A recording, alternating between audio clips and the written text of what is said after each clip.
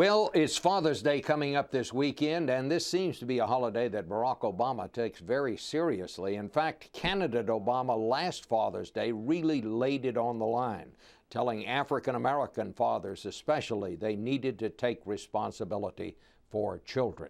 Let's look at a little of what he said. But if we're honest with ourselves, we'll admit that too many fathers are also missing.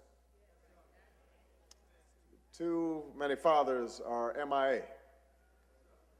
Too many fathers are AWOL. Missing from too many lives and too many homes. They've abandoned their responsibilities. They're acting like boys instead of men.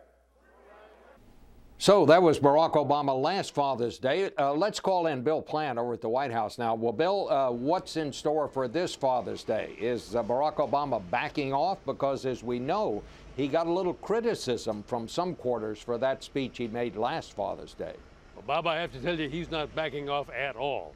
In fact, he has a piece in Parade magazine, which will go around the country in Sunday newspapers this Sunday, talking about fatherhood and its obligations, and it's really apparent from this piece that he has written that Father's Day remains intensely personal for Barack Obama.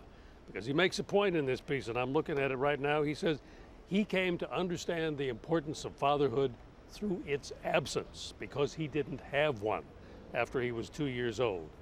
And now he says that the fact that he grew up without a father in his own life has shaped his view of what fatherhood should be. He talks all the time about being with his children and sharing their experiences. And we know, Bob, that he almost every weekend, there's a Suburban that pulls out of here and goes up to one of the children's schools for, say, a soccer game, just like any other parent.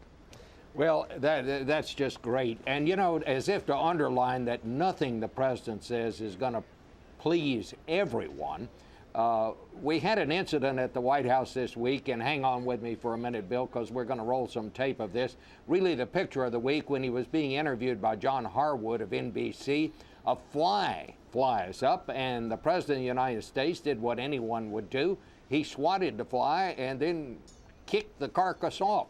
But one of the animal rights groups said he should have trapped the fly. I'm not sure I know what a fly trap is or how you go about doing that, but there was some sort of a catch and release, I guess, that they advocated. But there are flies in the White House, are there not, Bill? Well, there are, and we did a little investigative reporting on this, Bob, and we asked why there would be flies in the White House. After all, it's pretty well maintained, your tax dollars at work. And we were told that, well, people leave the windows open and they don't have screens on them. So the flies are going to come in. And do you know that they give the staff fly swatters? Old-fashioned fly swatters. So we're going for the old-fashioned route to get rid of flies rather than the catch and release program, as it were, that some of these animal rights groups are advocating. Well, Bill Plante, thank you very much for bringing us up to date on not only Father's Day, but your work on the investigative front. We're glad to have you, and thanks for being with us this morning. And I'd like to invite you and everyone else to be sure and watch Face the Nation this Sunday, when our guest will be another father, John McCain.